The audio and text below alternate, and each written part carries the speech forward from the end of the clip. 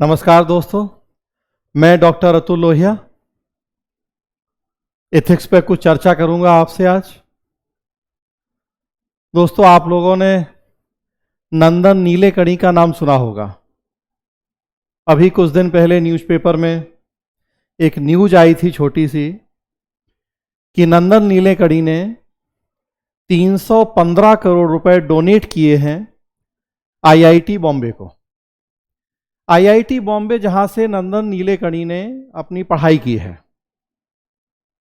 और इस 315 करोड़ के पहले भी एक बार उन्होंने 85 करोड़ डोनेट किए थे। तो अब तक कुल 400 करोड़ रुपए वो डोनेट कर चुके हैं आईआईटी बॉम्बे को।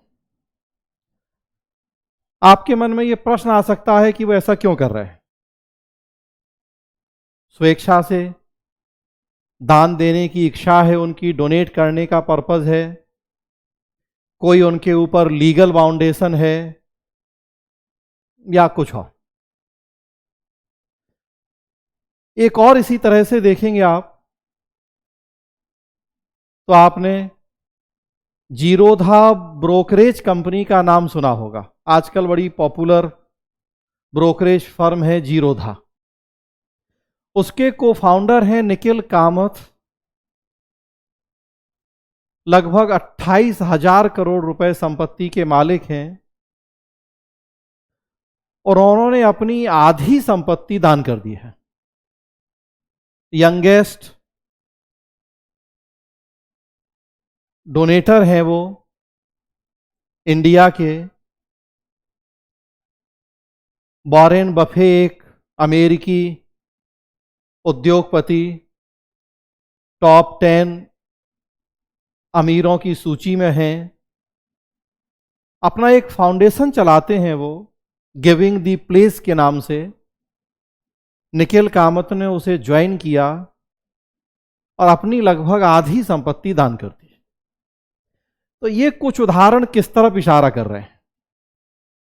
और या वहीं दूसरी तरफ आपने 1983 में हमारे देश में घटी एक भीषणतम औद्योगिक दुर्घटना के बारे में भी सुना होगा। बहुत बड़ा एक इंडस्ट्रियल एक्सीडेंट था। अब एक्सीडेंट कहें या क्राइम, ये तो अपने आप में फिर एक डिबेट का इशू है। 2-3 दिसंबर 1983 की बात है।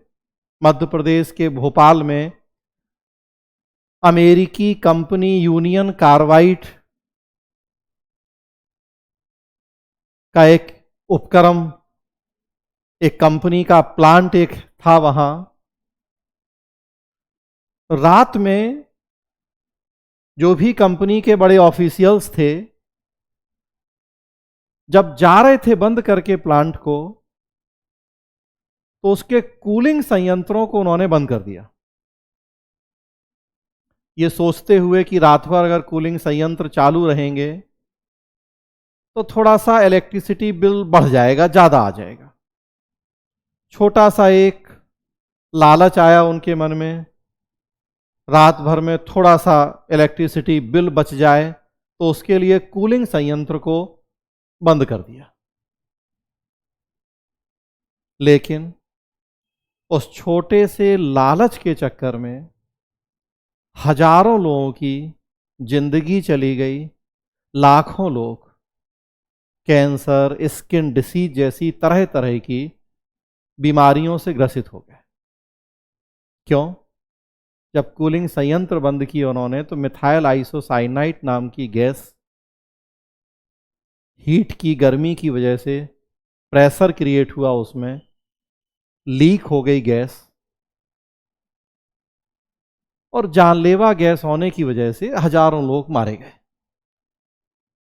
आज तक 40 साल बाद भी उस गैस के गंभीर दुष्प्रभाव देखे जा रहे हैं। तो ये 2-3 उदाहरण किस तरफ संकेत कर रहे हैं। एक तरफ नंदन नीलेकणी और निखिल कामथ जैसे लोग जो अपनी संपत्ति का एक बड़ा हिस्सा डोनेशन में खर्च कर रहे हैं, और वहीं दूसरी तरफ यूनियन कार्बाइड कंपनी के कुछ ऑफिशियल्स जो छोटे से एक बिजली का बिल बचाने के लालच में हजारों लोगों की जिंदगी ले रहे। पर्पसली शायद नहीं किया उन्होंने ऐसा, लेकिन अल्टीमेटली हुआ। तो कई बार हम जानकर गलती करते हैं, वो तो अक्षम्य है, लेकिन कई बार अनजाने में भी गलती होती है। गलती जान के हो या अनजाने में, दुष्परिणाम तो उसका झेलना ही पड़ता है। तो बाद में ये कह के बचना थोड़ा कठिन है कि हमें पता नहीं था इसलिए गलती हो गई। हमें तो पता नहीं था, गलती हो गई, लेकिन जो दुष्परिणाम हुआ वो तो झेलना ही होगा। हमारे ऊपर ही पड़ा या किसी और के ऊपर पड़ा। एथिक्स, इंटीग्रिटी, पढ़ने और पढ़ाने का पर्पस यही है कि अनजाने में गलतियां ना हो। हम गलती करके बाद में ये नहीं कहें कि हमें तो पता ही नहीं था कि ये गलत था या ये सही था, अनजाने में गलती हो गई। एथिक्स, इंटीग्रिटी हम पढ़ें तो हमें पहले ही पता लग जाए कि क्या सही है और क्या गलत, ताकि फिर जो सही हो हम वही करें और जो गलत हो वो नहीं करें। स्पेशली अगर हम प्रशासन के क्षेत्र में देखें, प्रशासनिक नजरिए से देखें, एडमिनिस्ट्रेटिव अप्रोच के अकॉर्डिंग बात करें, तो हमें यह पता होना चाहिए कि what is right and what is wrong. जब ये पता होगा तो मैंने कहा कि फिर हम वही करेंगे जो सही होगा और वो नहीं करेंगे जो गलत होगा। और जो ये 2-3 उदाहरण दिए मैंने आपको, आजकल आप देखेंगे चाहे वो इंडिया हो और चाहे वर्ल्ड वाइड कॉन्टेक्स्ट की हम बात करें, कॉरपोरेट गवर्नेंस और कॉरपोरेट सोशल रिस्पॉन्सिबिलिटी दो बड़े ही पॉपुलर कॉन्सेप्ट हैं पिछले कुछ 20-30 ईयर से। चर्चाएं उसके पहले भी होती थी, लेकिन इधर 80s 90s का जो टाइम आया, एलपीजी की नीतियां आई, लिबरलाइजेशन, प्राइवेटाइजेशन और ग्लोबलाइजेशन की पॉलिसीज आई, बड़ी बड़ी मल्टीनेशनल कंपनीज का रोल बढ़ा किसी भी देश के इकोनॉमिक डेवलपमेंट और ग्रोथ में। एफडीआई को हम आमंत्रित कर रहे हैं अपने देश में भी, दुनिया के दूसरे देश भी ऐसा कर रहे हैं। कहने का मतलब बड़े बड़े कॉरपोरेट्स का रोल बढ़ गया, और तब फिर हमें उन कॉरपोरेट्स के कामों गतिविधियों को रेगुलेट करने के लिए, उन कॉरपोरेट्स के कामों गतिविधियों को कंट्रोल करने के लिए कॉरपोरेट गवर्नेंस जैसे कॉन्सेप्ट की जरूरत पड़ी। कॉरपोरेट गवर्नेंस एक ऐसा कॉन्सेप्ट है, एक ऐसी सोच है,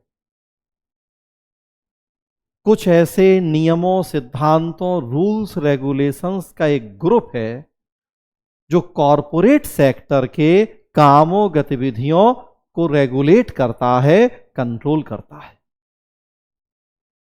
जरूरी है ऐसा करना ताकि कॉरपोरेट सेक्टर अपनी मन की मर्जी से अपने सिस्टम को गवर्न नहीं करे। कई बार उस मन की मर्जी में वो ऐसा कर जाता है जो शायद उसके लिए तो फायदेमंद हो, लेकिन दूसरे के लिए वो बहुत नुकसानदेह हो जाता है। फ्रेंड्स, इंडिया में पिछले 20-30 साल में जब से कॉरपोरेट सेक्टर की भूमिका बढ़ी, ढेरों ऐसे कॉरपोरेट फ्रॉड हुए कि हमें कॉरपोरेट गवर्नेंस की जरूरत पड़ी। हालांकि ये कॉन्सेप्ट केवल इंडियन कॉन्सेप्ट नहीं है, बल्कि एलपीजी के बाद वर्ल्ड वाइड ये कॉन्सेप्ट बहुत पॉपुलर हुआ है। हाँ, अगर हम थोड़ा सा भारत के संदर्भ में जब ज्यादा बात करें, तो हमारे देश में बहुत सारे ऐसे कॉरपोरेट फ्रॉड हुए। वर्तमान समय की बात करें तो बहुत सारे ऐसे बैंक फ्रॉड से जुड़े केस आप देखते हैं, वो चाहे नीरव मोदी हो, चाहे विजय माल्या हो, चाहे मेहुल चौकसी हो, जो बैंकों का एक कई हजार करोड़ रुपया लोन के रूप में लिया और उसे वापस लौटाने की जगह उसको खा के विदेश भाग गए। सहारा का नाम आपने सुना होगा, कैसे उन्होंने जो कंपनी के निवेशक थे या आम आदमी जिन्होंने किसी रूप में सहारा में पैसा निवेश किया था, उनका पैसा वापस नहीं लौटाया और सेबी के साथ लंबे समय तक विवाद चला। इवन सहारा के मालिक काफी समय तक उसी वजह से जेल में भी रहे। ऐसे ढेरों कॉरपोरेट फ्रॉड हुए हैं हमारे देश में, विश्व के अलग अलग देशों में भी। और तब फिर कॉरपोरेट गवर्नेंस की जरूरत पड़ी। हालांकि ये कॉन्सेप्ट पुराना है। जब 1927 से 1932 के बीच में ग्लोबल रिसेशन आया था, वैश्विक आर्थिक मंदी जिसे तीसा की मंदी भी कहा जाता है, तो सबसे पहले उस समय चर्चा हुई थी कॉरपोरेट गवर्नेंस की। कहा गया था कि कॉरपोरेट सेक्टर के कामों गतिविधियों को रेगुलेट करने का एक मैकेनिज्म, एक सिस्टम होना चाहिए। अगर हम कॉरपोरेट सेक्टर, यहां कॉरपोरेट सेक्टर का मेनली हमारा जो सेंस, जो मतलब है, वो प्राइवेट सेक्टर से। हम कॉरपोरेट सेक्टर को जब जरूरत से ज्यादा आजादी या छूट दे देते हैं, तो कई बार वो अपने ज्यादा प्रॉफिट के लालच में यूनियन कार्बाइड जैसे काम कर देता है। दिल्ली में कई साल पहले उपहार सिनेमा कांड हुआ। मूवी चल रही थी, सिनेमा हॉल में आग लग गई, 67, 68 के आसपास लोग मारे गए। ढेरों ऐसे उदाहरण। तो कॉरपोरेट सेक्टर के इस तरह के कामों गतिविधियों को रेगुलेट करने की जरूरत पड़ती है। तो फसली तो चर्चा उसी समय हो गई थी उसकी, 27 से 32 के बीच में। लेकिन 80s 90s में जब एलपीजी की पॉलिसीज आई, तो अब ये एक बहुत ब्रॉड कॉन्सेप्ट के रूप में पूरी दुनिया के सामने उभर के सामने आया, जिसमें क्या अमेरिका, ब्रिटेन और क्या भारत जैसे देश, सबको बड़े पैमाने पर जरूरत पड़ी कॉरपोरेट गवर्नेंस की। 1992 में ब्रिटेन से शुरुआत हुई। इन मॉडर्न टाइम धीरे धीरे दुनिया के और देशों ने भी इस कॉन्सेप्ट को अपनाया और 2013 के न्यू कंपनी एक्ट के माध्यम से भारत में भी हमने कॉरपोरेट गवर्नेंस के लिए डिटेल प्रोविजन कर दिया। कॉरपोरेट गवर्नेंस, जैसा मैंने बताया, कुछ ऐसे रूल्स रेगुलेशंस का एक समूह, एक ग्रुप होता है जो किसी कॉरपोरेट की कामों, गतिविधियों, एक्टिविटीज को कंट्रोल करता है, रेगुलेट करता है, जो बताता है कॉरपोरेट सेक्टर को कि उन्हें क्या करना है और क्या नहीं करना है। ऐसा करने के पीछे पर्पस ये होता है कि कॉरपोरेट सेक्टर अपने फायदे के लिए दूसरे को नुकसान या हानि न पहुंचाए। या दूसरे शब्दों में इसी बात को कहूं तो कॉरपोरेट सेक्टर अपना फायदा कमाए, अपना लाभ कमाए। हम जानते हैं, हमारी सरकार जानती है कि कॉरपोरेट सेक्टर का जो मेन पर्पस है वो अपना लाभ कमाना, प्रॉफिट अर्न करना ही होता है। तो वैसी स्थिति में हम ये उम्मीद करें कि लाभ नहीं कमाए, ये तो बेकार की बात है। लाभ तो कमाएगा, हाँ, लेकिन इतना तो उम्मीद कर ही सकते हैं कि कॉरपोरेट सेक्टर अपना लाभ कमाए, लेकिन ऐसा वो दूसरों को हानि पहुंचा के नहीं करे। अपना लाभ कमाए, लेकिन अगर दूसरों को भी लाभ हो तो क्या बुराई है। अपना लाभ कमाए, दूसरों को हानि नहीं हो तो और कितना अच्छा है। तो कॉरपोरेट सेक्टर से जितने लोग, जितने इंस्टीट्यूशंस कंसर्न हैं, जुड़े हुए हैं डायरेक्टली और इनडायरेक्टली, उन सबके इंटरेस्ट को सिक्योर करने की बात करता है कॉरपोरेट गवर्नेंस का कॉन्सेप्ट। आप देखिए कॉरपोरेट सेक्टर से कितने सारे लोग डायरेक्टली या इनडायरेक्टली इन्वॉल्व होते हैं। जो एक कॉरपोरेट सेक्टर है, कंपनी है, उसके जो ओनर्स हैं वो तो हैं ही, लेकिन उसके अलावा इन्वेस्टर्स भी होते हैं। कई बार 2, 3, 4 लोग मिलके कंपनी खोलते हैं तो पार्टनर्स भी होते हैं, शेयर होल्डर्स हैं। कंपनी बड़ी है और हम बड़ी कंपनी की बात कर रहे हैं, मल्टीनेशनल, तो शेयर होल्डर हैं। लोन प्रोवाइडर हैं, उस कंपनी के अपने वर्कर्स कर्मचारी हैं,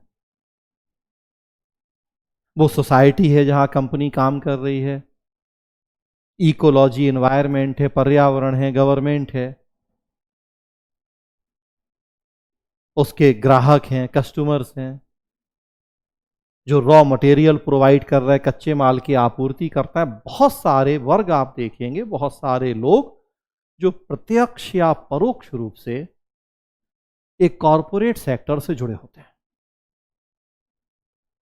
हमें इन सबके हितों को सुनिश्चित करना है, हमें कॉरपोरेट सेक्टर को इस तरीके से चलाना है कि उसका शासन एक तरफा सिंगल साइडेड ना हो, मतलब केवल मालिक को फायदा हो जाए और दूसरों के हितों को हम नज़रअंदाज कर दें, इग्नोर कर दें, ऐसा नहीं होना चाहिए।